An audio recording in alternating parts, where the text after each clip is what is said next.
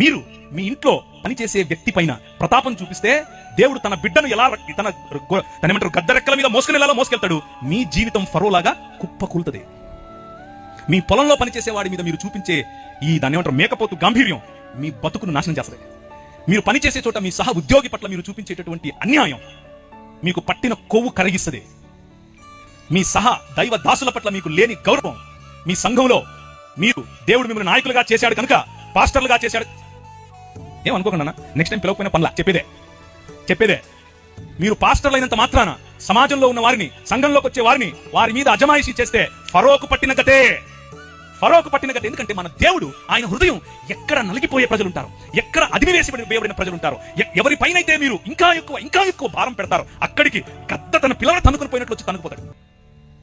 మన మూతి పళ్ళు రాలుతాయి, మన కొమ్ములు ఇరుస్తాయి. 10 రకాలైన దేవీ దేవతలను చూసుకుని నువ్వు ఎచ్చుకుపోతున్నావు కదా, నీ ఎచ్చులు ఎలా ఇంచాలో నాకు తెలుసు అని చెప్పి 10 రకాలైనటువంటి తెగుళ్ల ద్వారా వాడి నోరు మూసాడు.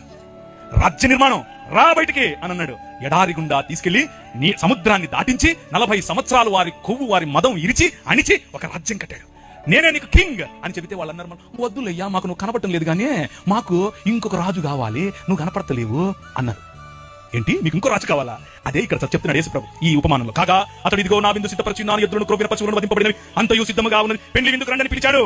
ఎవరిని పిలిచాడు? మొదట ఇశ్రాయేలును. అయితే వారితో చెప్పుడని వేరే దాసులను పంపిన గాని వారు లక్ష్యం చేయక ఒకడు తన పొలమునకు మరి ఒకడు తన వర్తకమునకు ఎవడి పట్ల వాడు దేవుడిని తిరస్కరించి వారి పనులకు వెళ్ళిపోయారు.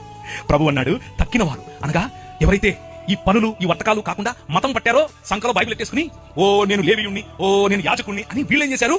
పంపినటువంటి దాసులను మొదట మోషే, తర్వాత అహరోను, ఆ తర్వాత ఆయన పిల్లలు యాజకులు మొదలైన వారు ప్రవక్తల రూపంలో వచ్చి చెప్పినటువంటి మాట, అన్యాయం వద్దు, ఏం తీసుకొచ్చి నేను యెహోవాను దర్శించాలి? ఆ బయలేమో మా పంటలు అడుగుతున్నాడు, మేము పంటలు తీసుకొచ్చి వాళ్ళనా? ఆ కియు దేవతేమో తైలం అడుగుతుంది, వేలాది నదులంతా విస్తార తైలం ఇచ్చేయాలనా? ఆ నక్షత్ర దేవతేమో మొలక దేవుడేమో మా కొడుకులను అడుగుతున్నాడు, నా గర్భఫలమైన జ్యేష్ఠపుత్రుడిని నీకు ఇచ్చేయాలనా? అరే మళ్ళీ మతం కట్టేశారు. నేను పెళ్లికి రండి రా బాబు, వచ్చి కూర్చొని భోంచేయండి రా అంటే ఏం చేస్తున్నారు? తక్కిన వారు అతని దాసులను పట్టుకుని అవమానపరిచి చంపిరి. దేవుని రాజ్యముల గురించి చెప్తున్నటువంటి ఉపమానం. చంపారు, ప్రవక్తలను రాళ్లతో కొట్టారు, అవమానించారు, చంపారు. ప్రభు అన్నాడు, కాబట్టి రాజు కోపపడి తన దండ్లను పంపి ఆ నరహంతకులను సంహరించి వారి పట్టణము తగులపెట్టాను. మీకా నిలబడి చెప్పాడు, హోషేయా నిలబడి చెప్పాడు, యెషయా నిలబడి చెప్పాడు, ఆమోసు నిలబడి చెప్పాడు. వాళ్ళు చెప్పిందంతా ఇదే. మీ మధ్య న్యాయం లేదు.